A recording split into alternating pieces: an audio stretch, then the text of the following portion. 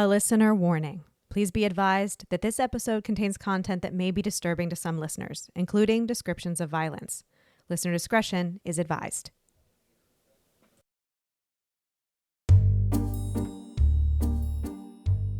Life upon the wicked stage ain't ever what a girl supposes. I'm Jen.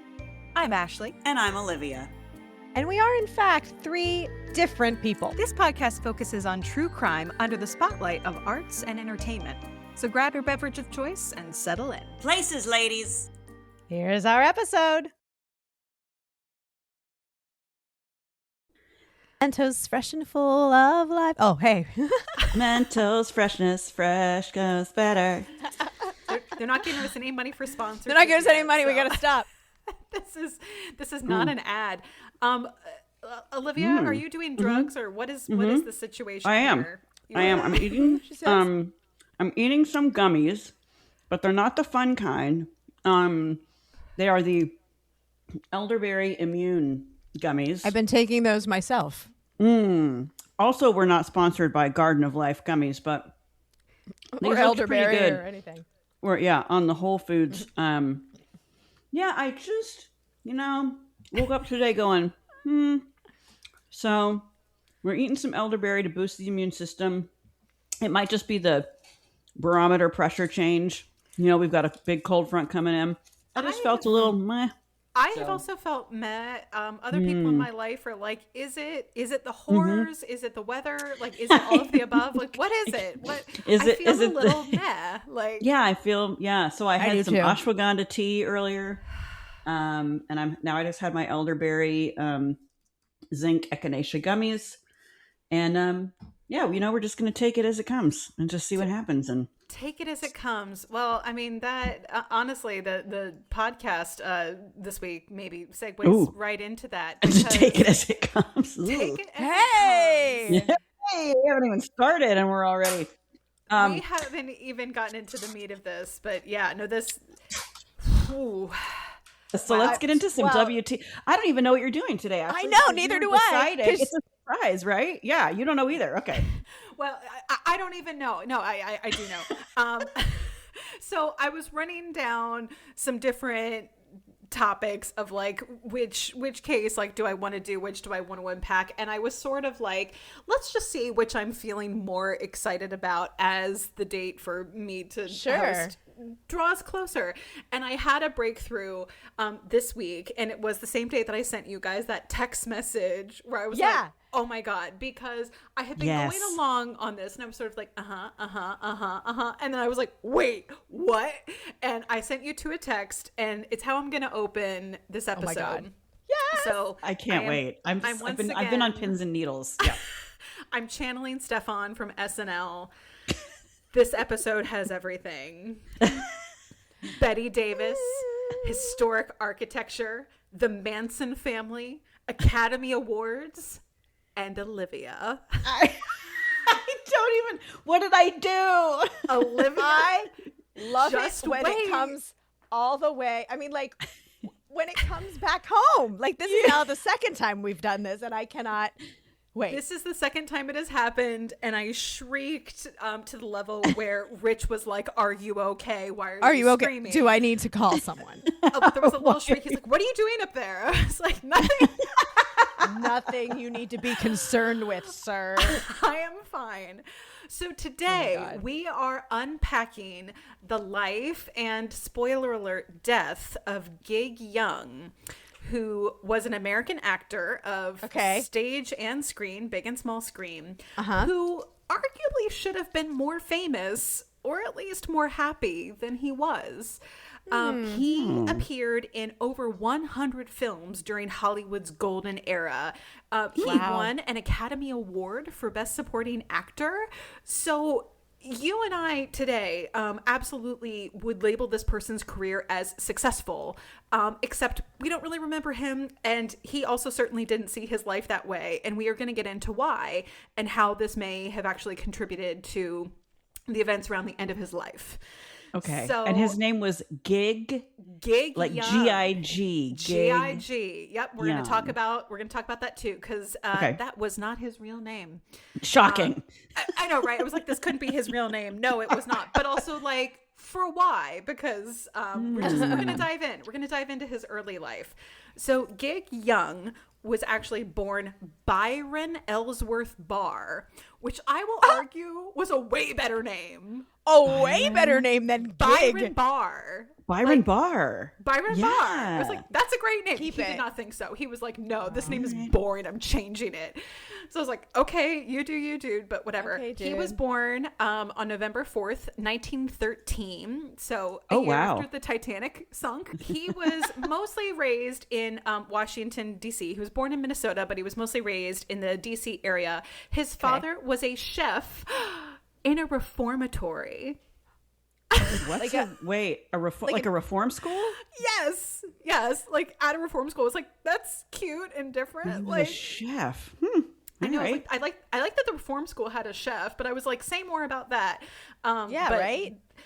Okay, just also real quick before we dive too deep, most of the research I have is from this book called Final Gig. It was by got the last name, by George Els. So Okay. this is like the kind of one and only book on Gig Young's life, and it is extremely it's excellent. I had to buy it, obviously, like used. It's not in print anymore, but Els put this together via like letters and documents and like recordings from like Gig Young himself, because he was like doing some recordings for a potential biography like later in his life that I think never came to be. So Interesting. This book is excellent, and it also goes way deeper into just every aspect of Gig Young's life. The amount of stuff in this book alone, this could be a 3-part episode. So if there's stuff where it's just like, I can't even spend time on it because it's so much. It's it's a lot. So his father Slipped it right in. His father is this chef at a reformatory. Gig Young's upbringing was described as modest and emotionally restrained.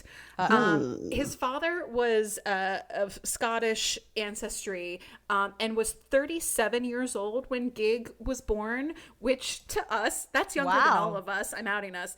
That's younger than all of us. But his father at this point was like, oh my God, I am a senior citizen. I am far too old to be having another young child. Like, he was yes. it was crazy. He was like, I already have 2 young children, one more at my elderly advanced age. Like, I can't. Oh, my back, There's a photo. There's a photo get in this it. book, and I'll take a picture of the picture of Gig Young's father at age 25. This is the God. oldest 25-year-old I've Right. ever Oh, seen man. in my life. I was like, what? Like, I know, and it's like, I know, before like skincare and stuff, like people did age Right. worse. And But this the is, depression aged people. It was although This that is was the before the whole time, depression. yeah. Never Yeah, mind. no, we're Just talking, like, depression. How about just turn of- depression? In general. the oldest man alive. So he's born into this family that is very like, we don't talk about our feelings. His mother, we could do a whole deep dive on his mother, Oh, but God. she was, to sum it up, I would say she was disinterested in motherhood. She was someone who was Okay. like, she did not get the mom gene, but this was like, you will be having children. This is your whole job as a It's woman. that Right. time. Yeah. So she was just really like not interested in being a mom. There was also Hey, girl. this- Hey, let's celebrate those women for a minute. Well, and, Yeah, right. and fine, but again, at the time, to be like, no, you will be having children whether you like Yep. it or not, kind Whether of you thing. It's like it or not. yeah, like a recipe for disaster, as we will see in this case. His mother also then, like later in her life, they said she was initially, like in his early childhood, she was like really active outside the home. And again, she seemed like someone who like, she wanted to be involved with charities and with the church and like with her husband's business, even like helping him, like, but she just didn't want to like stay home and be a mother. Like she had stuff she was interested in, but it wasn't being a mom. Okay. So she later in life withdrew almost. with various like vague physical ailments and like the vapors. But it is suggested through a modern lens that most of these physical ailments were actually psychosomatic. And it was this accumulation of like loneliness and like dissatisfaction, sort of being like trapped at home, like in a woman's role. So she was like, I'm unhappy and I'm just going to go be by myself in a dark room. Like, don't bother me, children who are lurking around my house. Also important to the story, he had this woman who is referred to as his aunt Jessie. She is not his biological aunt. It was like she was like a friend of the family. Like, we'll put this in air quotes, but she was you would think by aunt this was someone who was more like his mom's age. She was actually described in the book as an older teenager. So think like 16, 17, like when he was like, 5. But she was brought in and sort of like they called her Aunt Jessie, but she was more like a housekeeper / nanny because, again, remember, his mom is like, I'm not interested. She's like, I'm not interested. Kids, nope. But I'm going to give this person charge over the children. So Gig Young was the youngest of his siblings, and he said at various times in his life he felt like an afterthought. He had an older brother, Donald, who was 7 years older than him and was clearly his mom's favorite. Like, if she was interested in any of her children, it was only Donald. Like, she was like, he is my perfect boy. He can do no wrong.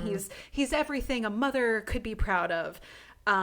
He also had a sister, Emma, who was 2 years older than him, who it seemed like Gig and Emma, or Byron rather, they had like a good relationship, and he cited Emma as being the only person in his life whom he ever got any sort of warmth or affection from.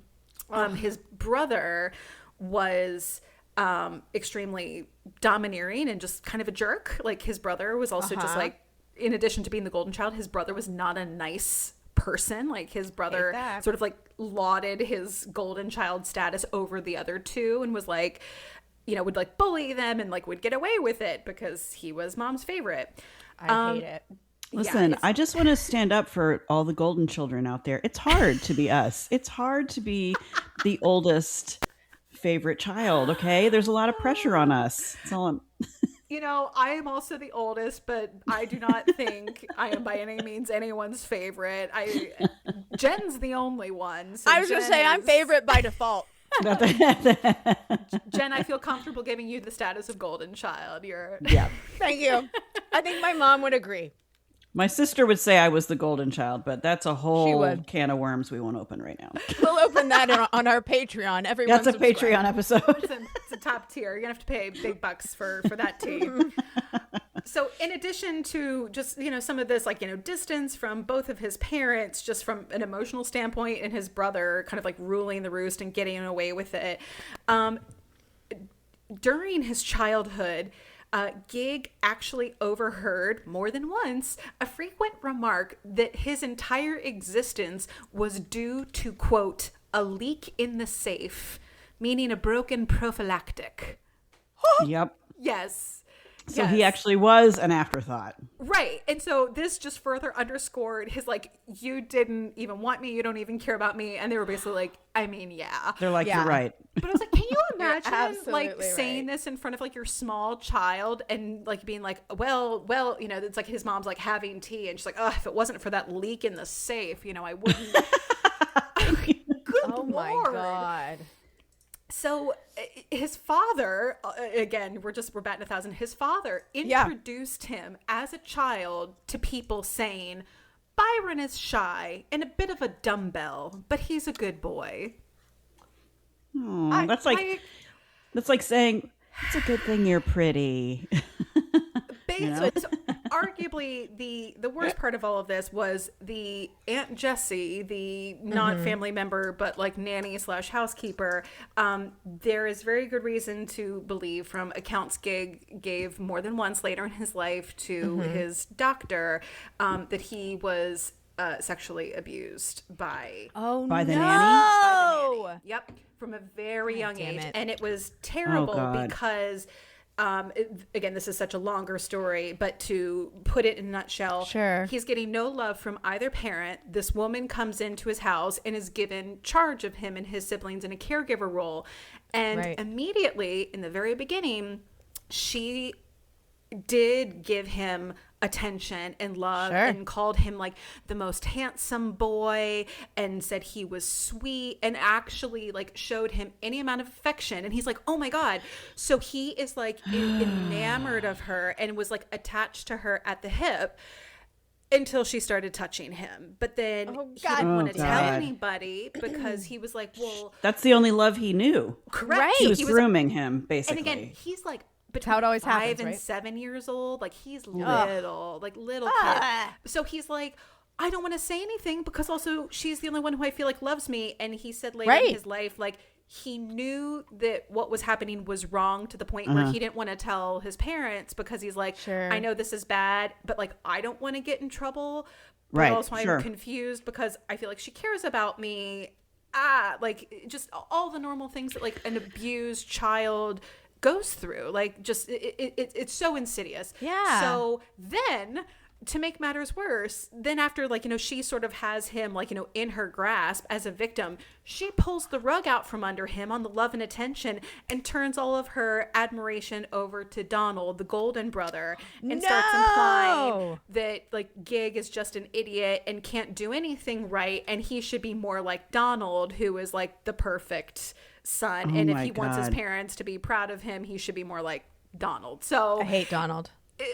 Right. We hate Donald. We hate Jesse. Like, this is terrible. So this really, like these early experiences, like in his home life, set the stage, if you will, for a lifetime of insecurity. And he found his way to acting. Shocking.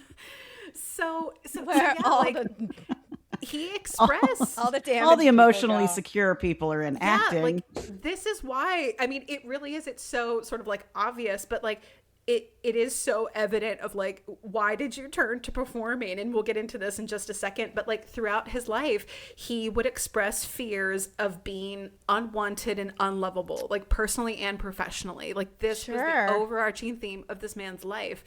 So writers, you know, including, you know, George Ells, who did this biography, they suggest that, you know, from the beginning, he had feelings of invisibility, like compared to other men specifically. Like it started with his brother, but this would come out throughout his entire career. He wanted like approval, like in general at first, like from his parents, but then also like in a career sense, like he wanted approval from like, you know, critics and directors. He was extremely sensitive to any kind of criticism, which is hard as a performer. Because I was like, this is not the career path he should have chosen. Probably not, but I also see how he got here. Can't handle rejection. But then he also needs had praise. He wanted praise. Exactly, Jen. Like he was like craving validation. So it was like he didn't want the criticism, but he wanted the praise. But it's like you kind of can't have one without the other in this business. Yeah. But like I was saying, he had this pattern that was kind of set on both, you know, his personal and professional trajectories, like pretty much from the jump. So he started acting, like you said, Olivia, in school. Like he was first in some school plays in, you know, high school, I think, because he got into it because he was like, oh my gosh, like, you know, he must have been, you know, talented to some degree. He had some amount of innate talent, but it was a feeling of being seen and also of being applauded. Because it was that, you know, we all know it. It's that feeling of like, oh my gosh, like I did something, I made you happy, audience, and you're clapping for me. Like you enjoy They like me. They really like me. Yeah. They like me. Yeah, exactly. So it's like for like wholesome reasons, you know, it was about, you know, attention and approval, and I did a good job in the play, and therefore I am good and maybe I am enough. Right. So we're gonna get Gig. I get you. Gig. I get it. Gig. Yeah. So his career kicked off with training at the Pasadena Playhouse. Hey, that's where George Reeves was. It sure was earlier. That's where everybody is. I know. I was like, we've heard about the Pasadena We've Playhouse heard this before on this pod. Yep. So he started out there. Again, had some level of talent. He was spotted by Warner Brothers there. They, you know, had some people scouting, just like, hey, Scouts.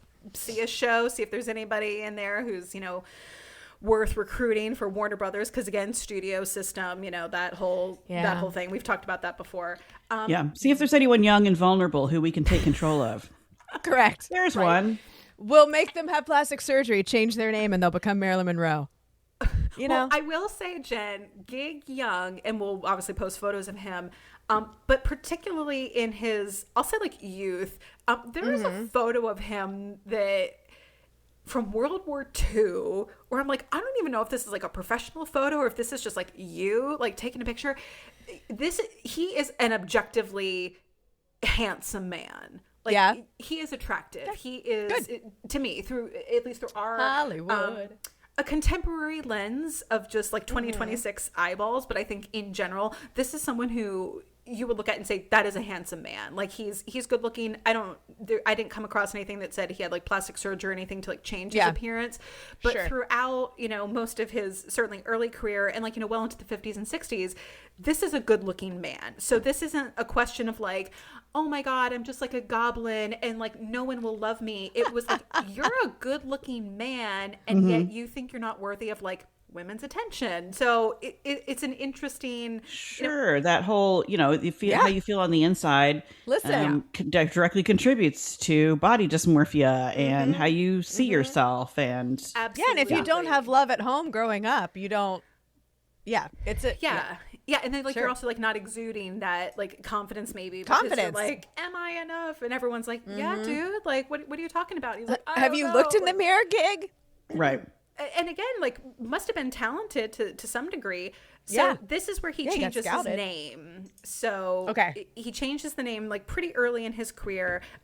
Gig Young, it was one of his early film roles. Gig Young was the name of his character. Stop it. Yes. Oh. I love it. Okay, that's where it comes from. He's in some movie, small part, but his character's name is Gig Young. And this just like resonated with him. He thought like, oh my gosh, this name is great. He thought it was memorable because he's like, no one has the name Gig. And we're like, that's true. Yeah, probably for reasons, but sure. Probably for reasons. But he was like, well, no one will confuse me with anybody else. Like, I'll be super distinctive. I'll stand out. I'm like, sure, like, go for it, buddy. I'm going to change my name to Sally Bowles, you guys. That's going to stand out.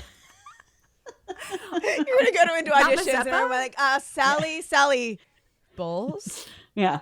So Gig really, he sort of started out this way, and he kind of hit, he figured out we'll call it his type pretty early. And this kind of became what he was known for. And arguably, this is also why the two of you were like, who is this man? When we started our recording today, you're like, why? I have no idea who you're talking about. There's a reason for that. So Gig Young, as I said at the beginning, he appeared in over 100 movies. Wow. That's amazing. I think I read accounts that said, like, some said 105, some said 109. 100 movies is a lot of movies. But he really, from the beginning, became known as the charming, always charming, second lead. So he was frequently, the trope was, he's the guy who loses the girl. Oh, like James Marsden for a long time. Yeah. So he would always be a character who is like usually like sophisticated, articulate, like debonair. But he would be like the suave boyfriend in the beginning who then gets left for like... Who gets dumped. So, he's the Billy Zane who gets dumped for Leonardo DiCaprio in Titanic. 1,000% or in every Hallmark movie, the one that gets dumped for the guy wearing flannel. Yes. Yeah. Got it. Yes. He is the he's the big city boy boss who gets dumped by, Stacy for like the Christmas tree farm owner. That's it. So Stacy. But this was his role. So he's in all these movies. He has a role of some size. Like, he wasn't an extra. Yeah. He wasn't just like... he's like a number... probably the number 3 3 on the call sheet. That's good. Yeah, like he has billing. So I'm going to go through some of his notable films in a second. But like when you see posters of movies he was in and you're like, oh, I know that movie or I know that poster. And you kind of look down, it'll have like the stars' names and then like smaller, but still on the poster. Yeah. He's like in there. So it's not like, oh, you're, a random character performer who has like one line. It's like you're in the meat of it, but you're not the leading man. Right. And we're going to talk about why that was and sort of why that happened in a second. In the midst of his career, he also served in the U.S. Coast Guard during World War II. And it sounds like he did go to like the combat zone in the Pacific, but he was mostly stationed like stateside and I guess would just like go out on different missions. He was a pharmacist's mate. That was his role, but he continued acting throughout the war. So like we'll talk about some of his credits and it's like, wait, there was a war in there. So there are Hollywood stars who served and they just, like you'll see, it was like between like 1940 and 45 or 40 and 44. They didn't do anything. Gig Young worked as an actor throughout the 40s. So Gig Young served in World War II, but also continued his Hollywood career. So some of his notable films, and I'm not going to go through all 109, but I wanted to just flag some. Thank you for not going through all 109. And 3 hours later. So he was in They Died with Their Boots On in 1941, which starred Errol Flynn and Olivia de Havilland. Oh, that's my namesake. She is. He played Betty Davis' initial love interest. He lost her in 1943's Old Acquaintance. He played Porthos in The Three Musketeers in 1948. Oh, I love Three Musketeers. He was in Come Fill the Cup, which starred James Cagney. That was in 1951. And for that, he received his first Oscar nomination. Oh, Best Supporting Actor. He was Oscar nominated. That's wow. awesome. He was. So then he was in The Girl Who Had Everything. He lost Elizabeth Taylor to Ricardo Montalban in 1953. As you do. As you do. Everyone lost Elizabeth Taylor, as we know. I know, right? Speaking With of or without people Ricardo Montalban. Yeah, exactly. People who were married a lot. Yeah. Around this time, he moved to New York City, and this was when he tried Broadway. So in the late 50s, he was like, I'm going to give Broadway a shot. Maybe I'll do better on stage. He had some success on Broadway, but again, it was the same kind of thing where it was like, you're really not the lead. Like, you're kind of like the second male lead. Yeah. He got to do, it sounded like more comedies on Broadway and got to do more like, I get to do a comedic role, but it's still like the second banana. But you're still not the lead. But you're still there, you know? I That's know. cool. There are no small Broadway. parts, only small actors. That's what we learn. Right? That's he also BS. Olivia. I'm here to put it straight. Tell us how you really... There are small parts. I'm just going to Jen throw and I that are out like, there. everyone matters. And Olivia's like, screw those people. No. As someone who often reads for one line in a TV series, here's your folder, sir. Everyone matters. You know? Matters. He also did work in television. Again, a ton of credits on TV. We're not going to go through all of those, but was in various TV, movies and even adaptations of. I read something where it was like there was a TV adaptation. It was like a miniseries, like a remake of Casablanca. They're like, hey, remember that movie that everyone liked? Let's like make it in a multi-part for TV. I was like, Huh. what Limited the hell? series. Like, why would you do this? But okay, because they don't. TV was so different then, and it also usually like it was live or at the best maybe like pre-recorded, but like they weren't rerunning movies on television like the way we have now. So like No, they of course weren't not. going to put Casablanca on TV in the 50s. They're like, if we want Casablanca, we have to do another Casablanca. Yeah. So they're like, get Gig Young in here, like let's do this. He was in Desk Set in 1957, which starred Katharine Hepburn and Spencer Tracy. He lost Katharine Hepburn to Spencer Tracy. Everyone did. He received another Oscar nomination in 1958 for his role in Teacher's Pet, which starred Doris Day. Aww. And then he was in They Shoot Horses, Don't They? in 1969, which won him the Academy Award for Best Supporting Actor. Oh my gosh. Yay, Gig. Gig Young, Academy Award winner. He was also in Love and Other Strangers in 1970, and he was in The Hindenburg in 1975. Wait, so how old was he in? So he was born in what year? 1913? He was born in 13. So he, spoiler alert, he was 64 years old when he died. Okay. So, yeah. He was also... But he had a career that took like his whole life.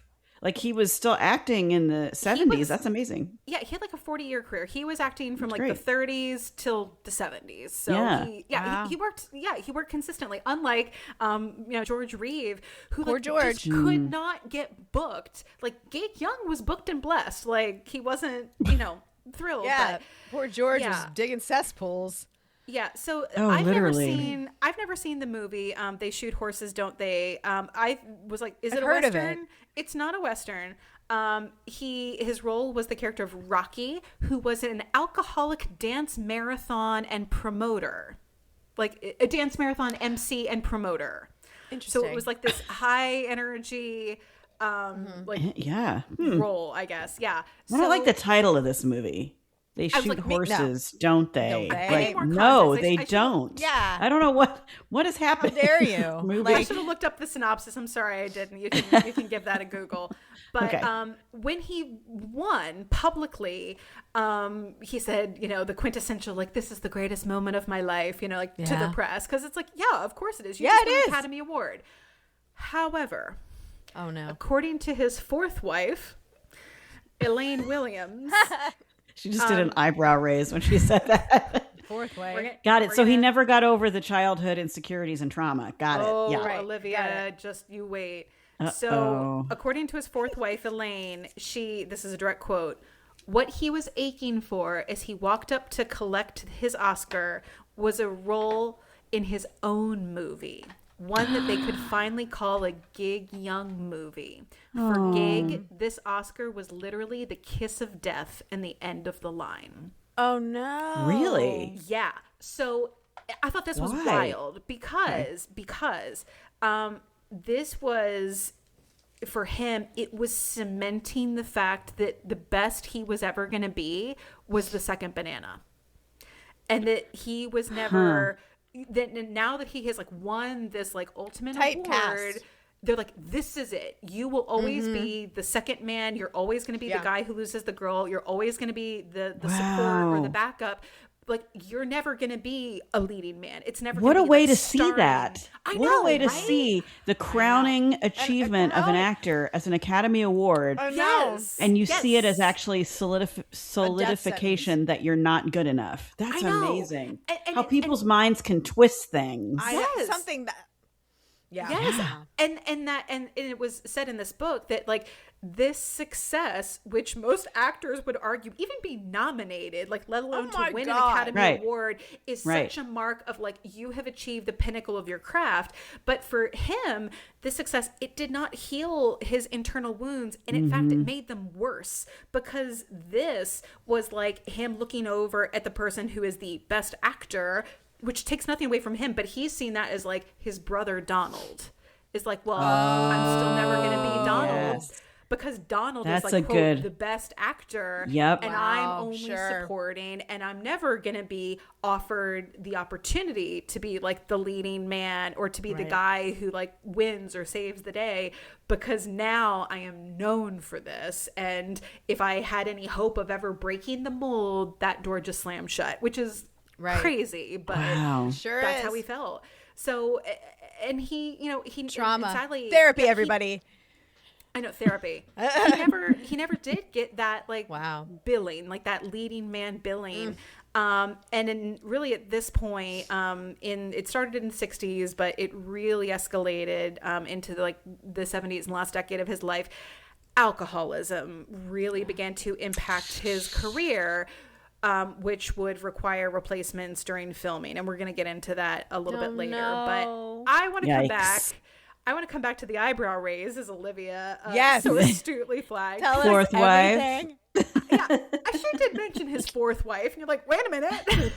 4, you say? Go back. We haven't even heard of one. You haven't even heard of one. So it sounds like both of you ahead of this had never heard of this man, Gig Young. Nope. But I do want to say there is some speculation that exists out there in the zeitgeist of, was Gig Young gay? Gay. So I do want to touch Oh. on this Okay, great. because of the feelings of inadequacy and also feeling sort of not even just inadequate as like an actor, but also inadequate as a man, because this is something that came, again, his Sure. personal and professional life were both affected by this feeling, and it kind of manifested in different ways, but like the root cause was basically the same of like, I'm not enough. So mid 20th century Hollywood, remember, like we're in the golden age of Hollywood. There were really rigid expectations of masculinity, like the performance of masculinity. Please see Rock Hudson. Yep. Yes. Yeah. And what a miserable human. So I know. the leading men, not the character actor, like not the friend, not the sidekick. The leading men were expected to embody like quintessential heterosexual like virility, like, like I am a man. Any deviation from like a macho norm invited speculation. So not only are you not going to get the role of like, you know, the courageous like hero, there's also people looking at you sideways of like, well, are you a friend of Dorothy? Like what's you seem sensitive. Like you seem like you have feelings. Like how dare you have feelings, sir? You have a tidy little waist and you have feelings. Like that's you're awfully well groomed. It's very that doesn't fly here. Get out. Like, so any sort of like men who were, and this is crazy to me, but if you were like too refined or like too like well-mannered or like too nice to women, you could be seen as being like effeminate. Jesus Christ. Like he's too nice. It's like the nice guys. He respects women. Oh no. Must be gay. Yes. So young screen persona, which was, again, we've talked about it. He is like this polished, professional, elegant, emotionally sensitive.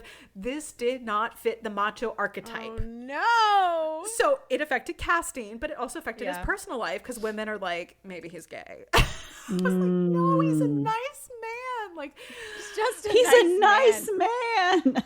Trying to deal with trauma in the best way he knows how, being an actor. So he's dealing with, again, this childhood trauma, because this is where it's all spawning from. Yeah, so his, of course like, it is. biographers and colleagues, like other people describe him as being deeply insecure about if he is like desirable to women. And again, this man is handsome. This is an attractive man. Like we will post photos, but it's like, no, like there's nothing wrong with this man. But he was like, am I even good looking? And we're like, yes, sweetie, you are. But he didn't think so. He was anxious in general about any type of rejection. So personal, professional, just like he was like such a fragile little flower. Like he could not handle it. But at the same time, he was so craving romantic validation. Like he like desperately wanted he needed to be seen as the hero, the leading man. He needed to be a leading man in his own life. In his own life. Should be a leading woman in your own life. Right? Thank you, Jen. Thank you for quoting the holiday. The holiday. And then, of course, even when he had a relationship, you know, or a wife, because he had a few, he was terrified of being abandoned. Like, because he was like, well, it couldn't last. Like, it's... Right. Gig young me, I'm not sure, but I'm starting. It's fine. Jen. I went to therapy. Jen, the math doesn't math, but to jump ahead slightly, he did have one child, and her name is Jennifer. Stop it! OMG. The math doesn't line up. You're way too young to be Gig Young's daughter, but the parallels. Oh, that's funny. Oh my God. No, Jen. I think you are far more confident than our protagonist today. That's because I went to therapy. Right? Do it, everyone.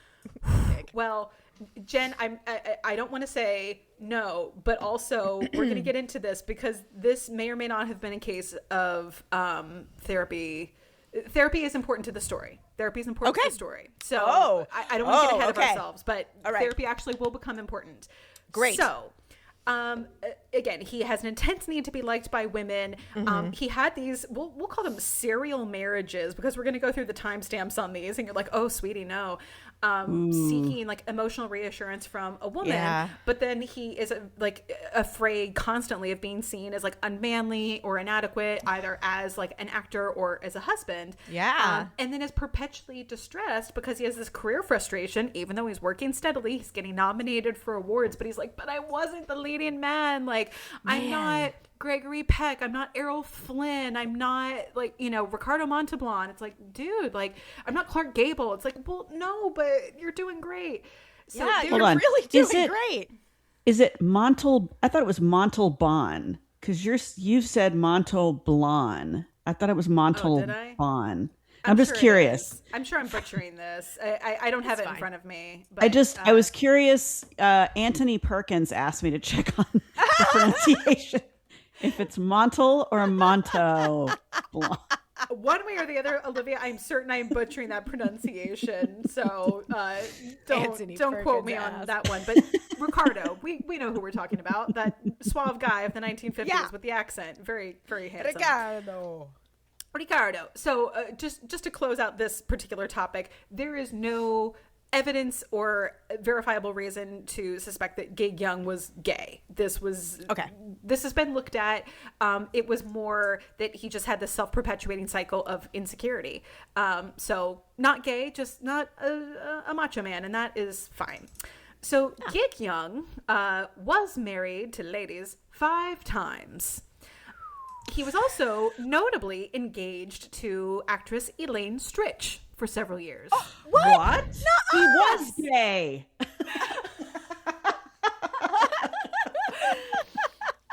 There's no verifiable evidence. That's it right there. There is no one who has come forward to be like, I was Gig's lover. Like, that is not a thing.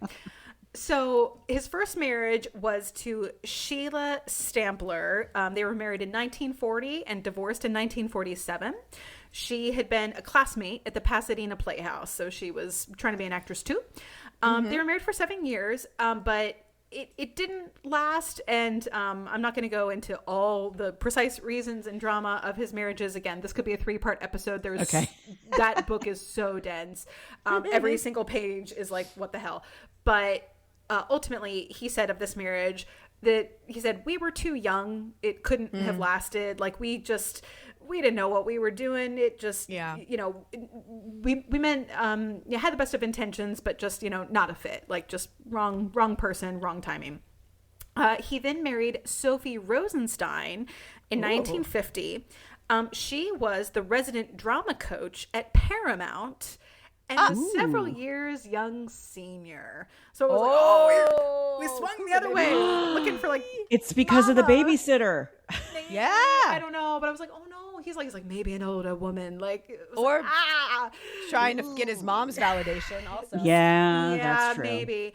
So unfortunately, they were only married for 2 years because she died from cancer. So they didn't get divorced. She did in fact die. So one might speculate that relationship might have been fine, and who's to say what would have happened had she lived? Yeah, that could have. Yeah, but she did not live. So she died in 1952. So he had a little bit of a break and then married in 1956. He married Elizabeth Montgomery. Stop it. Bewitched? Bewitched. Yes. Jen! Married Elizabeth Montgomery of Bewitched in 1956. They divorced in 1963, which is a year before... Bewitched, I think, launched in 1964, so they actually divorced right before she sort of like got her big became famous like, TV, like when she achieved fame. But she divorced him because of his alcoholism. At this point, his alcoholism was already creeping in the 60s. So she was like. And again, we could go deep into this, but it was like, I love you, I care about you, but like. When you drink, you are a different person. Like, you're not a good person. This is a mess. I don't want to be married to this. Like, this, like, help me help you. And it just, it didn't go well. So she was like, I can't, I'm gonna go over here. So Elaine Williams, this is wife number 4 now. And this was who gave that earlier quote about his, she seems Oscar. very insightful.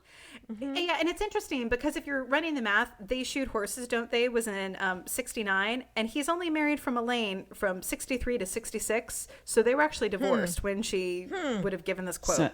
Interesting. Yeah. So, I mean, it sounds like she was, maybe still in his life or just was around. Or she just knew.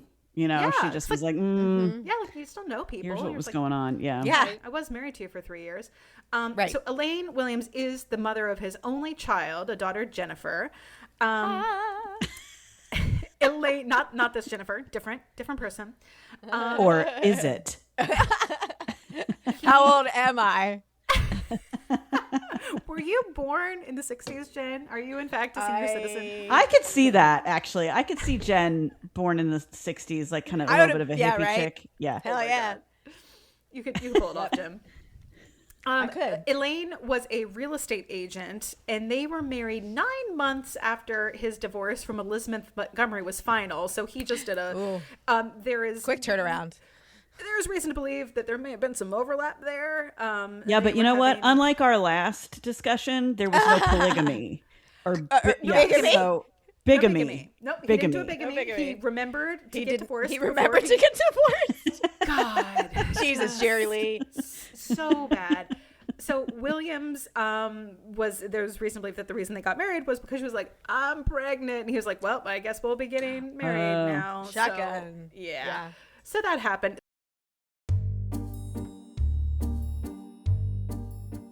Hey friends, Jen here, and we hope you're enjoying this episode of Life Upon the Wicked Stage. Just a few quick reminders. If you're looking for any of the visuals that we've mentioned in this or any episode of the podcast, make sure to follow us on Instagram at Wicked Stage Pod or Facebook at Life Upon the Wicked Stage. If you want more, please join our Patreon by searching the Wicked Stage Podcast. There you'll find ad-free episodes, videos of our recordings, mini-sodes, behind-the-scenes content, giveaways, and so much more. And the most important side note, if you like the show, please give us a nice rating wherever you listen. It sounds silly, but it's still the best way to get the word out and support us in this crazy podcast world. Well, lights are blinking, intermission's over, so grab those snacks and another drink and enjoy the rest of the show.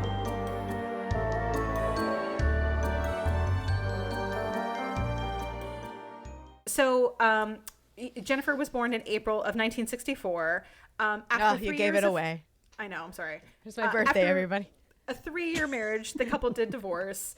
But this is where I'm like, wait, hold up, Gig. Like, not great, my dude.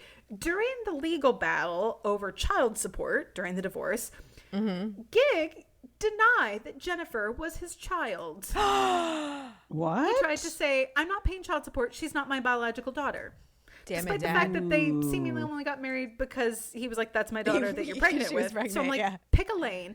After 5 years of court battles, Young finally lost the case and had to pay child support. Wow. 5 years. Wow. Yes.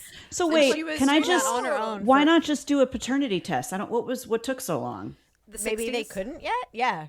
Oh. I think the 60s of it all. They didn't have. It was the 60s. I don't know. Probably Jen, not like we give know it a now. Goog. I'll give it a Goog. Yeah, when I'll did give it a paternity Goog. test become? I will give it a Goog right now. Yeah, because I had the initial thought too, Olivia. I was like, why didn't they just? And I was like, oh, wait a minute, like because the 60s, I think.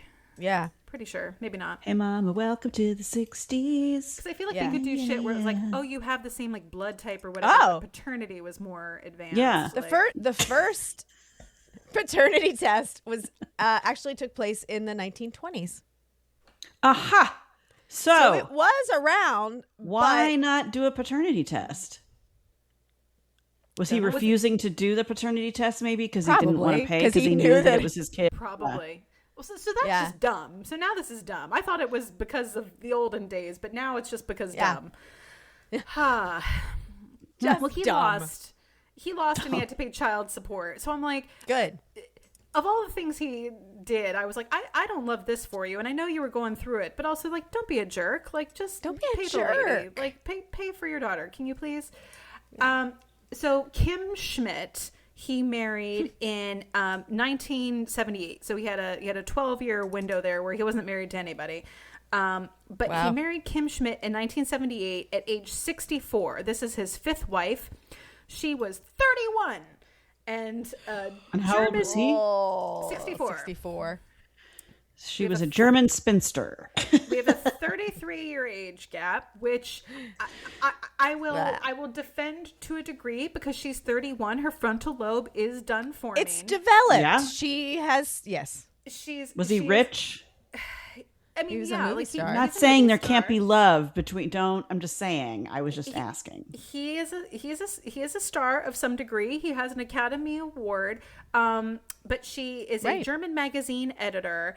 He met her in Hong Kong while working on Game of Death, which would be his final film, ironically, like titled. I know, it was like crazy. A quick sidebar. This movie, Game of Death, was actually never finished because the director, Bruce Lee, paused production to make Enter the Dragon and died of edema, leaving it unfinished. In the myth of the Bruce of the Lee family. My God. Yes. So I was like, wait, what? Ha! Like, this is going everywhere. Okay. Yes, going off in so many directions. So put a pin in Kim Schmidt here for a minute. We're going to come back to her, but we need to put a pin in Kim Schmidt because we need to talk about his alcoholism. Okay. So Gig Young, as we mentioned, during his marriage to Elizabeth Montgomery, wife number 3, in the 60s, this was really when I think he had sort of started to see some of the writing on the wall with his career trajectory. We mentioned when he won the Academy Award in 69 rather, he privately felt like it was this like career death knell of like, well, now I'm never going to be the leading man. But his alcoholism, gradually and sort of like increasingly so, began to cost him work. So he was actually originally cast as the Waco Kid in Blazing Saddles. No kidding. And on the first day of shooting, he was going through alcohol withdrawal because he had become so dependent and was like, oh shoot, I have to go to work, and was going through withdrawal and like could not make it to set. Like the withdrawal was so bad. And so he was fired by Mel Brooks and replaced with Gene Wilder. Wow. And I can't imagine anyone else being the Waco Kid. Right. No, right? Like, and again, like how many things could have been different, but just crazy. So that was just one example. But this then pattern of getting sort of like fired and or replaced kind of kicked off in this era. So like if you look at his filmography, like a lot of his stuff like 40s and 50s, it's like very consistent, like very steady, and his work starts becoming a little more like, what you doing there, like as the pattern goes on, because he kept getting fired from stuff. In 1976, Aaron Spelling cast Young as the off-screen Charlie in his new action show, Charlie's Angels. Charlie's Angels! However, Young's alcoholism prevented him from performing the role even as a voice actor. Wait, I was like, it's just a voiceover. All you have to do is say, "Good morning, angels." Good morning, angels. Couldn't even do it. Couldn't make Couldn't it happen. even handle that. No, he was too unreliable. So he was fired from Charlie's Angels and replaced by John Forsythe because they were like, we can't even get you to the recording studio. Like, so he could have been in Blazing Saddles and Charlie's Angels. Oh, man. Yep. It's so sad when they self-sabotage themselves. Yeah. So he had this, in addition to the emotional part of it and like, whatever, like internal demons he was battling, he then, of course, fell into the, like we've talked about it before on so many other episodes with so many people, and I'm sure we will again, won't be the last time, but the vicious cycle of using the alcohol to self-soothe, and then that also then in turn sabotages you even further. It becomes a cycle, and then you're stuck because it's an addiction. Like then you're addicted. Yeah. So he had this, I will say, a long, like sort of downward spiral with the alcoholism, especially in the last, I'll say, like 10 years of his life that really did start to impact his work.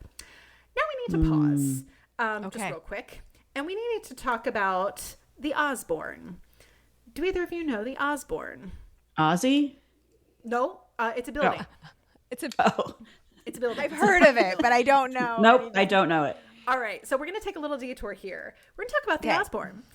The Osborne, also known as the Osborne Apartments, is located on 57th and 7th Street in Manhattan, New York City. The original portion of the Osborne, it was actually designed in the late 1880s. It was constructed between 1883 and 1885. It was expanded upon. I will not go through the whole architectural history of this building, but this was a significant construction project in the 1880s for a lot of reasons. But it was actually one of the first, we'll call it like luxury apartment buildings of the Gilded Age. It is one of the oldest luxury apartment buildings in the New York City, in the same category as the Dakota, where John Lennon lived and died. Also Rosemary's Baby. So The Osborne is part of a former artistic hub in this 2-block section of like West 57th around like 6th and Broadway, because it was so close to Carnegie Hall. So it was sort of like, oh, if you're like working like, at Carnegie Hall or whatever, like you might be wanting to live in the Osborne. Oh, okay, sure. The building's artistic residents mostly moved in after World War II. But by 1960s, it was called, quote, the residential Carnegie Hall. So just to talk about some notable residents who've lived in the Osborne. Dana Andrews, who we talked about a little bit earlier, who was an actor who was in Laura, among other things. Leonard Bernstein, composer, conductor. Jessica Chastain, Actress Academy Award winner. Oh, Love her. She purchased Leonard Bernstein's apartment. Ira Levin and Eleanor Lippman, both novelists, live there. Lauren Michaels, producer of Saturday Night Live. Lauren. Robert Osborne, the host of Turner Classic Movies. He lived there from 1988 and owned a couple units just for like, I don't know if he leased them or he used them for his office, but he owned some more units there until his death in 2017. Robert Osborne lived at the Osborne. I know, right? Larry Storch, who was an actor, lived in 4B, again, the Bernstein apartment, and right after Bernstein moved out, but before Jessica Chastain bought it. Moved in. And then finally, Gig Young, American actor, briefly lived in Unit 1 Double B. So we now need to, so we're putting a pin in the Osborne. We've put a pin in fifth wife Kim. We now need to take one more big old digression. Okay. Strap in. Oh. Just click. Strap in. This is we both did it. Just bear with me because we need to go down a road. Where are we going next? We have the entrance of a character who I'm gonna say on the outset, we have no tangible evidence that this person did anything criminal when it comes to Gig Young. Oh God. Okay. However, ... I'm gonna introduce this person to you, and then we're gonna decide how much this person may or may not have at least some degree of like, and where were you and what were you doing at the time of Gig Young's death, disappearance? He didn't disappear. He died. And we'll talk about that. So I would like to introduce you to Eugene Ellsworth Landy. Oh no, he has 3 names. He sure does. We know what that means. So Jen, conspiracy theory. Jen, you insinuated before that maybe Gig Young would have benefited from therapy because that has become much more like that's something a lot of people do now and are more open about, and maybe not so much in Gig Young's day. It certainly wasn't very masculine to go to therapy and talk about your feelings. Gig Young did in fact go to therapy. He sought therapy. Good for you, Gig. So Eugene Landy was an American psychologist. Oh God! No, why is his name familiar? Oh, Olivia, don't Google him. Don't Google him. I know she hands check. Don't Google him. Yeah, okay, because he sounds very familiar. Okay, we're about to find out why. Okay, got it. So he was known for his controversial 24-hour therapy program, and his treatment of some celebrity clients. Okay. He was born in Pennsylvania, but he aspired to show business as a teenager, and he worked some odd jobs as a radio producer, and was actually an early manager to guitarist George Benson. Oh. He briefly served as Benson's manager and, was promoting, records, and he even produced a single for Frankie Avalon. I was like, wow. What? Like, yeah, so this guy, Landy. George Benson later said, "My people developed a distrust for Landy when he made them sign power of attorney to them that they didn't understand, and he received all my mail and all my checks." Okay. So during the 1960s, Landy studied psychology. He went to school for it, and he ultimately earned his doctorate from the University of Oklahoma. So he really, he was trained. He did the things he was supposed to do. He's a real an actual psychology. Yes. A real life psychologist. He began developing his ideas, and again, this is more like his pet theory, for this 24-hour treatment program while he was working on his postdoctoral stuff in Rancho Santa Fe. It was there that he practiced what he called marathon therapy, in which the therapist takes full control of a person or group of people for a day or more. So I'm like, I don't love this. Say more about this. Full control in what way? Oh, we're going to get into it, Olivia. We're going to get into it.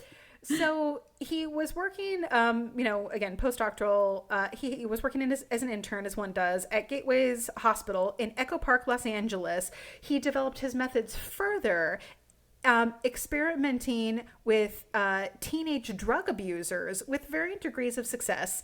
And he attributed his failure to having too little control over their nighttime activities. Because they would go back to their room or go home. And he was like, well... And then go do drugs or whatever. Right. He's like, therapy went well during the day. Yeah, but then you left and, got high. So I need more control. So he... That's what that told him? Yes. So he tried evening groups and made himself available at all hours for talk therapy to treat their nocturnal anxiety attacks. So he's like, I need to be seeing you more. So he went on to call his new system milieu therapy, where these therapy sessions where he is like, I am going to be on you and in communication with you, if not in the same room as you, for weeks to months, not even hours or days. He's like, I am just going to be all up in your business and essentially take over your life as a form of therapy, because basically you're making bad choices, and if I am I'll just take away your choice. Basically, yeah. Right. If I am just talking at you and performing therapy, you can't get up to anything bad or destructive because you're in therapy, literally, in therapy. Wrong. We're just going to take away someone's identity, their ability to make decisions. Everything's fine. Independence. Okay, got it. So around 1972, Landy founded a Beverly Hills clinic called the Foundation for the Rechanneling of Emotions and Education, or FREE. Oh, God. Is this a cult? Sounds Is this turning into a cult? I was this sounds like something Keith Raniere would have started. And I ask, is gig me? Join a cult. In the early 1970s. Jen's like, this sounds nice. Free? I want to be free. No, Jen. No. No, Jen, no. No. Around the same time, again, we're in the early 1970s, he began to penetrate Hollywood social circles because, again, he's got showbiz aspirations, and he's like, I like the showbiz folk. I understand them. He became a consultant. I was like, say more about this, but we don't have time. He was a consultant on TV shows, including the Bob Newhart show. Because he was a psychiatrist. Because he was a psychiatrist. Right. I was like, are you just on set? Are you weighing into the script? What are you doing? But he's a consultant on the Bob Newhart show. He then also began treating, he acquired, because of the area where he was, various celebrity clients, earning $200 an hour, which in today's money is about $1,425. That is an expensive therapist. Woo! Very expensive. He stated, I've treated a tremendous number of people in show business. For some reason, I seem to be able to relate to them. I think I have a nice reputation that says I'm unorthodox by orthodox standards, but basically unique by unorthodox standards. Hold on. He also, the definition of unorthodox is unique by orthodox standards. Yes. See, okay. And he's saying, I'm even unique by unorthodox standards. I am the most special boy. I am unorthodox to the unorthodox. Yes. Yes. Okay. Which I was like, red flag. Yeah. He also always had his own press kit about him. So what? Yeah. God. He was like, here are my reviews. Again, I was like, are you in show business or are you a psychologist? Pick a lane, buddy. And he's like, yes. Yes. He was, and then of course referred to as dramatic by fellow psychologists. Mm-hmm. They were like, no, he's unorthodox. It's different. All right. So we've met Landy. Brian Wilson. From as in the Beach Boys? The Beach Boys, Brian Wilson? Brother of Dennis Wilson. Brian Wilson of the Beach Boys became a patient of Landy's program in 1975. Listeners may recall from episode 1 of this season, Brian Wilson's brother and Beach Boys co-founder Dennis Wilson was briefly embroiled with the Manson family. He sure was. In 1968, and just to recap, members of the Manson family, mostly women, were housed in Wilson's residence. Dennis Wilson introduced Manson to a few of his friends in the music business, including the producer Terry Melcher. Terry. Yep, Terry, who we talked about in episode 1. Charles Manson recorded numerous songs at Brian Wilson's home studio. Mm-hmm. So the Wilson brothers are like having this entanglement. They were a mess. Anyway, they were a mess. You ever hear that Bare Naked Lady song? Lying in bed, just like Brian Wilson did. Yep. Yeah. So in 1975, so things were hot mess express in the late 60s and early 70s with like the friggin' Manson family, like leading up to, their arrest because murder. So it's not going great on the mental health front with the Wilsons, both of them. They both have like separate, but like equally like upsetting issues. And I was like, we need to talk about this because holy shit, this is a lot in the like scandal space. But scandal. The scandal. So in 1975, Brian Wilson is like, I need a doctor. You seem great, Eugene Landy. So he becomes his patient. Landy, this is where Landy goes from like weird to crazy as far as like his treatment of Brian Wilson. So Landy initially was fired within a year because of burdensome fees, meaning like he was like, here's how much your treatment is going to cost. And remember, it's crazy expensive to begin with. And he just kept escalating the bill. Like he kept saying, well, now it's actually this much. Now it's this much. Now it's this much. And people who were close to Brian Wilson were like, hey, you seem like you're maybe kind of like extorting him, and we're able to persuade Brian Wilson to be like, you need to fire this guy. Like he's overcharging you. Like this isn't going great. Like this seems kind of weird. Unfortunately, in 1982, Landy was re-employed as Brian Wilson's therapist, subsequently also becoming his executive producer, business manager, co-songwriter, and business advisor. Pick a lane. You are not allowed to be multi-hyphenate like that. Yep. So Wilson himself rehired Eugene Landy after he experienced an overdose of alcohol and cocaine and psychoactive drugs. So he was like, I had this overdose. I almost died. Like, I'm desperate. Give me that guy. I'm like, are there no other therapists for you? Right. Brian In Hollywood? Wilson? Like, come on. Yeah. Like, do you know anybody? Like, there's just this one like psycho. Anyone. Like, yeah. Anyone will do. Yeah. Terrible choices. So at this time, Eugene Landy, he gave this quote talking about justifying his treatment. And he said, I had to be crazier than Brian. There was only room enough for one crazy person in Brian's head, and that had to be me. I have to have ultimate power in this situation.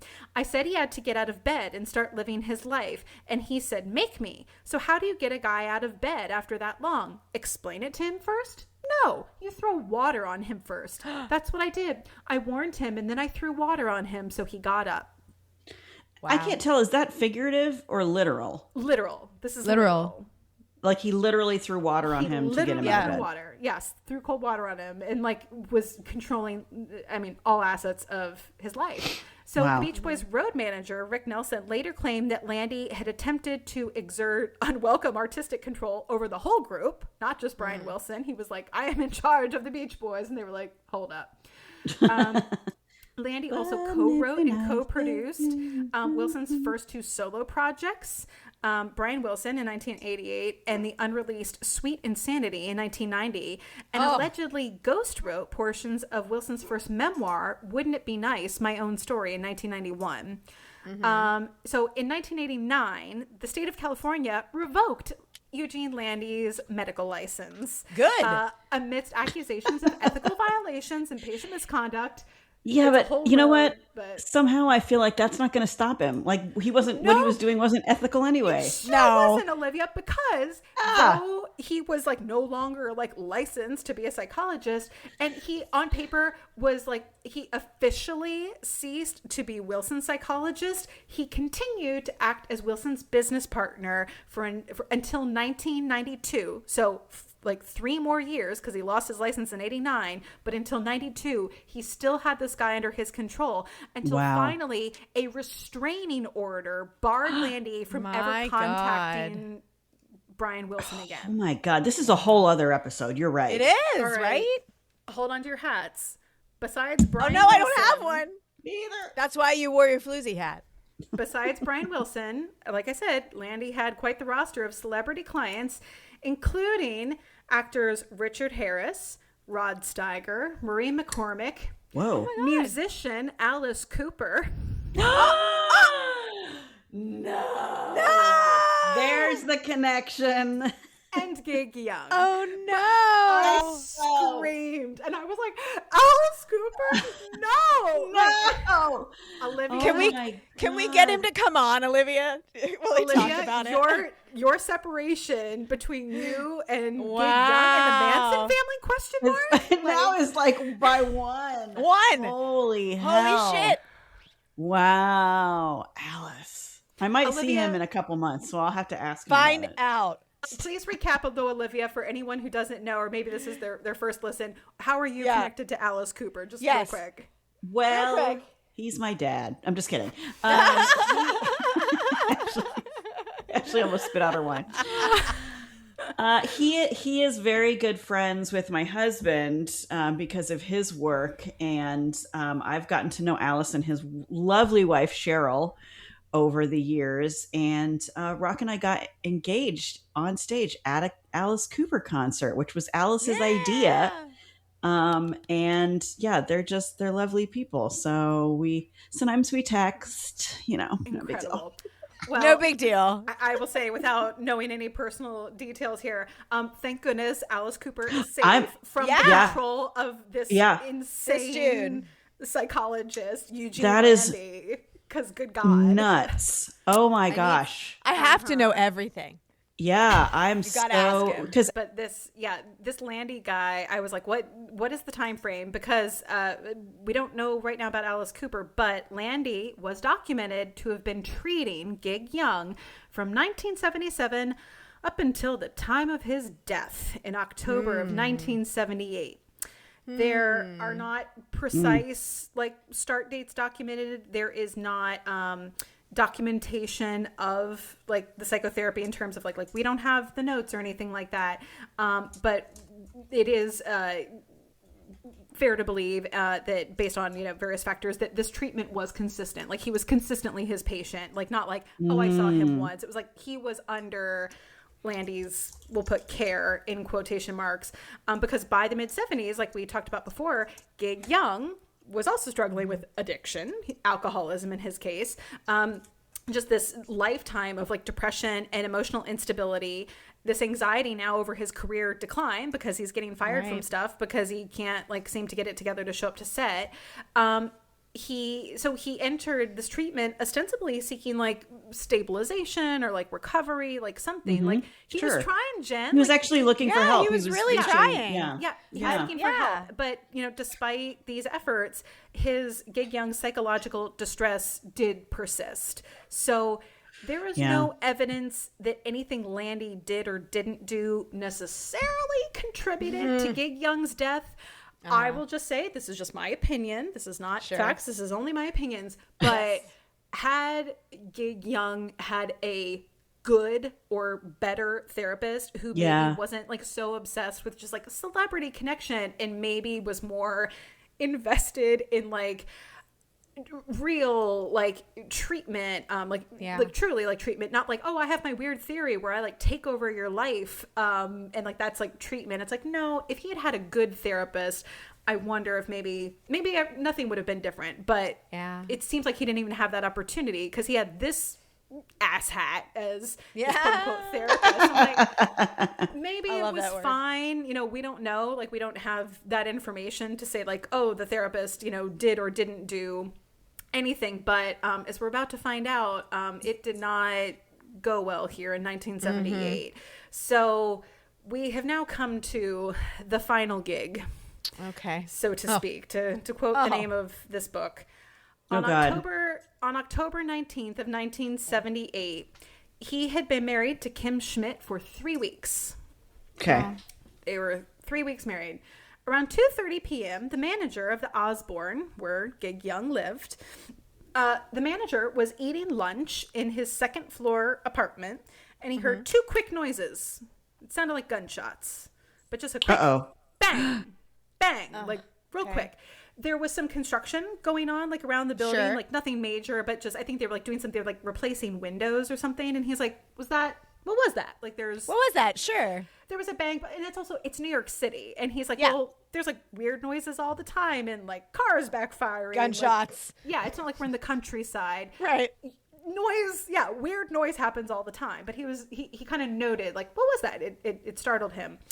An hour later, the same manager was walking down a hallway, and he noted that there was a bag of groceries with perishable food sitting outside of the apartment, 1BB, which was Gig Young Schmidt's apartment. And the manager thought this was weird because he knew them to be like mostly at home, like during this time. It wasn't like, oh, like they're out and about and they're always like going and doing stuff. Like it was like they were around. Right. And he thought it was weird because like they were also usually like, it sounded like kind of on it. Like they would not have left perishable food sitting outside. Did it look like it had been sitting outside for a while? Is that what we're... Maybe, or the fact that it was just out there at all, where it was like, if you got a delivery, it would be like, it's like Uber Eats. It's like, knock, knock, your food is here. And it's like, why didn't you get it right away? Like, that's weird. Like, your food is sitting out. The building's doorman then verified that the couple had not left the buildings. The manager's like asking around like, hey, have you seen them? Like, their food's sitting out. And the doorman said, well, they haven't left today. I haven't seen them. So the manager and the doorman then called like on the phone. They're like, hey, you know, are you there? You know, your groceries came. And they knocked on the door. They didn't get an answer. So now we're at 5:30. So it's now been 3 hours.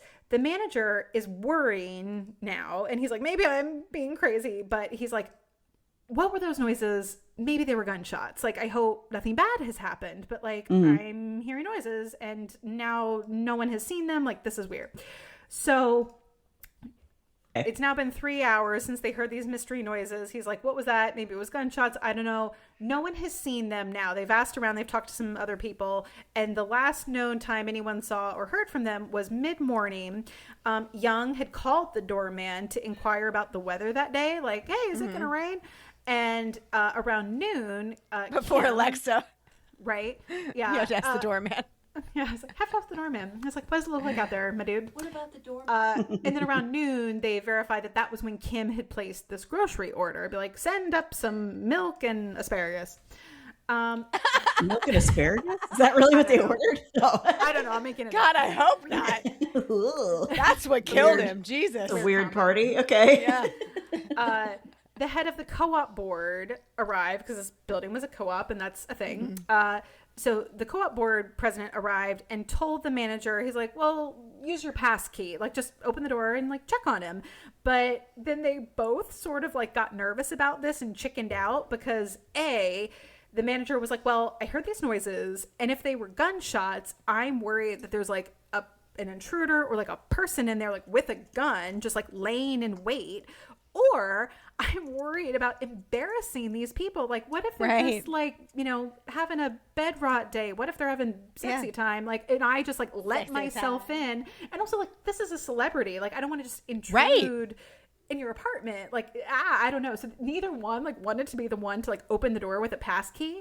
So they were kind of like, you do it. No, you do it. I don't want to do it. You do it.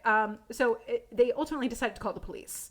So the police were called. Let the police do it. Yeah, let the cops take the heat. So the police were called. They arrived about 7:25, and they used the pass key to enter the apartment, but they had their guns drawn because they were like, hey, just in We case. don't Yeah, know. something's weird. Yeah. Something's weird. Yeah, like we're gonna have our little, we're gonna have our firearms out just in case, because we don't know what's going on. There's this milk and asparagus in the hallway. Not It's sure what's really going stinking on. up the joint. It's really starting to smell. So this is where our story gets real sad. The bodies of Gig Young and his wife Kim were discovered on the floor, side by side, laying in opposite directions. Both were fully dressed for the day, though Young was wearing a tie that hadn't actually been tied yet. So like he had put it around his neck, but he hadn't like tied it, but he had it on, which was like, That's interesting. Yeah. But based on the position of the bodies, police surmised that Young had shot his wife and then himself. He had a 38 caliber Smith & Wesson pistol was like still in his hand. Oh, So, God. yeah, he had shot his wife in the back of the head near like the base of her skull. Oh, so she didn't know it was coming. That's like execution style. Yep, probably. Yikes. Probably didn't even know it was happening. Right. And then he had shot himself in the mouth, and it had exited out the back Oh, of his head. God. So very, very intentional seeming crime there. Murder, suicide. Yeah. Oof. There was a diary open on like a nearby table to September 27th. Remember, this is October 19th, so less than a month prior, but September 27th with "We got married today" written on it. Oh, God. So it was like, That seems intentional. Yeah, right? Other than some wine, no hard liquor or drugs were found in the apartment. No suicide note was found. So the fact that he had a tie on that wasn't tied makes me think this was more spontaneous than planned. Because if you planned to do this, why would you? Either you wouldn't put a tie on, or you would be fully dressed to be like, okay, I'm going out. I'm going now. Yeah, I would like this. think. I don't know. This is what I want my ghost to be wearing. My ghost outfit needs to Yeah, have. this like untied tie. I thought that was weird too. Where exactly to your point, Olivia, because they said like she was wearing, she had like a blouse and pants. She had like jewelry on. She had shoes on. Like he was wearing a shirt and pants. Like probably getting ready to go out. Yeah, it was like it wasn't like this, it was like it happened like, in the night or a scuffle or whatever. It was like this, they were both sort of like ready for the day, but his tie wasn't tied. So yeah, like at what point, how did this even happen? Like that's very odd. So no motive for murder or even for this murder/suicide was ever discovered. Wow. I do want to talk briefly about Harriet Douglas and Bert Knapp. So I just want to touch on this because there was some initial, again, this could have been a 3-part episode. There's so much. Harriet Douglas and Bert Knapp were two, I'll call them like side characters in this like murder-suicide investigation. We're not going to get into a ton of detail about them, but these two hated each other. These were two people who were in Gig Young's life as, we'll call them like friends of the family kind of thing. Okay. And they were two people who immediately, I think, were questioned / came forward when like the news came out like, hey, this has happened. They were like, hey, I am going to volunteer information immediately like to the police.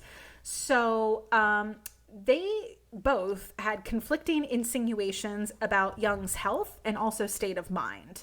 So there were, initially there was like, oh my gosh, he never would have done this. Like, it must be murder because he never would have done this. He never could have done this. Like, everything was amazing.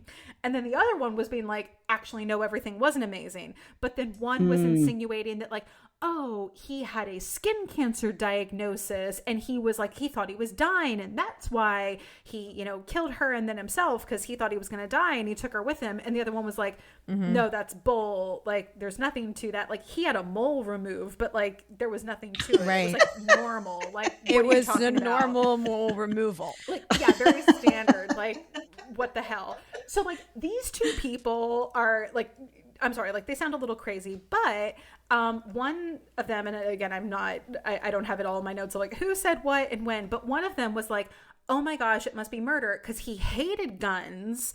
Like he would have, I can never even imagine him like firing, like a him gun, owning like, a gun. Yeah, like he would never. Was the do gun that. registered to anybody? Do we know? So it was his gun. So this was where. So one says no, he didn't even have any guns. He would never. I can't even. And she said, I think it was Harriet. It was like, I can't even picture him shooting a gun. And then Bert was like, no, in fact, that was his gun, and he has 3 more in the apartment. And the police were like, where? And they're like, well, he probably would have kept them hidden, because like, you know, there's no struggle, like nothing is disarranged, there's no like fight, there's no nothing, like everything is in its place except for these 2 people on the floor who are dead. So they searched the apartment, but also it wasn't like they're like, you know, tearing it apart. So he said he would have kept the guns hidden, so looking like his underwear drawer kind of thing. And the police were like, oh, okay. So they found 3 more firearms. Ooh. So he had a total in of his 4 underwear guns. drawer. They didn't say. I think one though was like, it was like hidden. It was like, Wow. you know, behind. It was like one was like in a drawer, like behind the couch, and like you would have had to like move the couch to get it out. Or So something. obviously the whole his fear of guns or whatever that one was saying was not true. Yeah, Not true. Yeah. So I read a thing. It said 3 of the 4 guns were operational, meaning I was like, was one a prop, or it was like a Civil War gun? Like, what's with the 4th gun? But I didn't get into that. But the guns were purchased in 1956, October of 1970, and April of 1973. And the 1970 gun, it was purchased in California. And it was speculated that the Manson murders, because of where Young was living at the time, had scared Young into buying the gun for protection because of the Manson family. Sure. Oh. Yeah, I would. because they were like, why are you buying guns? Like, why are you buying so many guns? Like, what's happening? Wow. But again, it was stated that he didn't even like guns, so to have 4 did initially strike some people as strange, because they're As like, odd. you're not. And again, like we've talked about, like you're not like a manly man who's like, I'm out here, like, you know, with my rifle on the weekend. Like, that's not what he's doing. Right. So they were like, this is very off-brand for you, Gig Young, but he had them, and they were his. They were registered to him. So after much thorough investigation, which did include some like, you know, physical type of forensics, specifically with regard to like the gun he was holding that was used in the killings, they were like, this is an undisputed murder-suicide. You know, they looked at, you know, entry into the apartment. You know, it was we'll call it a locked door crime, where it was like no one else came in or out. There's no struggle, you know, based on like, you know, powder and all the other, like he definitely fired both shots. Yeah. Like it was pretty quick. It's definitely like he pulled the trigger. Absolutely. You know, the angle, everything is right. They don't know why precisely, because, you know, again, he didn't leave a note and say, I'm doing this because of this reason, but there is not this is not unsolved. There's no, you know, question of like, because a lot of theories did go around, and they ran them all down of like, well, you know, was it this person? Was it that person? Like, you know, was someone, you know, looking for money? Was someone jealous? Like, you know, was it, you know, any of these things? And it just, unfortunately, this was just a tragic case. Wow. So his funeral was held in Beverly Hills, California, but he was buried in Green Hill Cemetery in Waynesville, North Carolina, under his birth name, Byron E. Barr. Wow. His family plot. So he was buried alongside his parents and siblings. I feel like he wouldn't have wanted that. I know. I was like, not Donald. No. Like, No. not this asshole. I hope his is at least a little elevated. I was just gonna above say, Donald's. like, just like a little. something. Just a little. I was like, Right? no. Like, but his will left his Academy Award to his agent, Martin Baum, Aww. and his wife Bernice. But then Young's daughter Jennifer, remember he's got a daughter. Yeah. She launched a campaign in the 1990s to get the award back from his agent, because she was like, hey, I would really like I that have actually. And like, why did he leave it to you, his agent, not me, his daughter? Like, Right. that's not great. So they struck an agreement that she would be given the Oscar when the agent died, which happened in 2010. So she was finally given her father's Oscar. So I just want to read to you something in closing from the book that I just was like, oh, like it kind of really sums up the whole case. So this is a little bit long, but bear with me. Suicides who don't leave notes are the most selfish people in the world, Gallagher, one of the investigators, told the reporter sardonically. At that point in their lives, they are thinking of nobody but themselves. They're like guests at a party who slip out without bothering to say goodbye. How rude of Gig Young not even to leave a note, not even a few words that would have made it easier on everyone, the police, his family and friends. But what Gallagher and all the others failed to recognize that what Gig had left was a note, his life. A clue to the tragedy could be found in any part or all of his almost 65 years. Gig Young had once observed bitterly, "You can't tell about people from the outside because they've spent a lifetime covering their fears." Ooh. Ooh. That is sad. And that is the life and death of Gig Young. Gig Young. Sorry, man. Wow. He deserved better. So He sad. really did. He sure did. And He did. Not to make light, but in general, other than the business with his daughter and the whole, like, she's not my daughter. She's not right. Generally, he sounds like kind of an unproblematic man, like, in that he wasn't, like, Just you know, unresolved childhood trauma. Yeah. yeah. Like, I didn't have to bring out the awooga noise once. No, like, yeah, like, he was never creepy, right? And, like, no, Yeah. he's not perfect. You know, he's married 5 times. No one like, is. He wasn't a saint, but he didn't do anything, especially like what in he that went through. era. Yeah. Like just so much. It's really tough. Yeah, like wanting like belonging and wanting love, and even when it sounds like when he had it, like still not believing he was worthy of Worth it. or that he was going to lose it somehow. And he was like, oh, like, you know, this woman married me, but now, like, what if she leaves me? Oh my God. And like sabotaging it. So just so sad, but such a body of work, like professionally. Yeah. And like now I'm like, I want to rewatch some of these movies. All of and, the like, see movies. his Yeah, and watch him. performance. Yeah. Like, that guy, we know you. Like you deserve Yeah. better.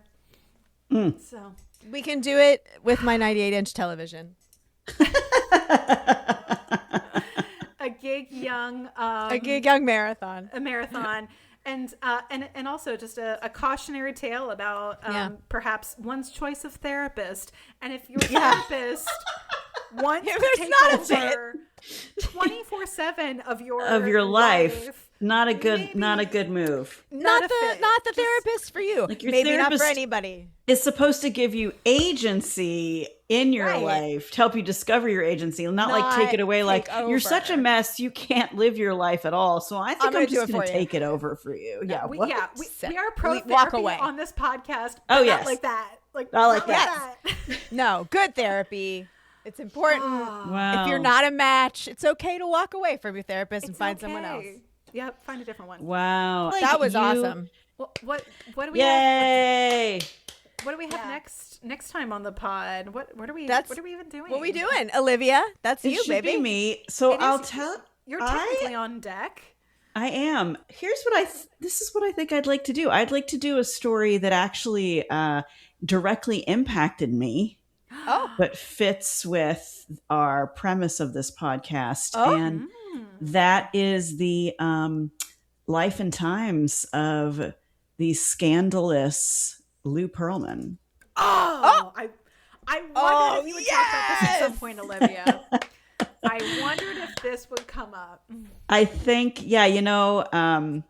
I experienced it, and my former husband experienced it directly. So There we go. And scene. Thanks for listening to this week's episode of the Wicked Stage Pod. Follow us on Instagram and check out our Patreon for more exclusive content. These deliciously wicked episodes drop every other Friday, so make sure you subscribe or follow and don't get left waiting in the wings.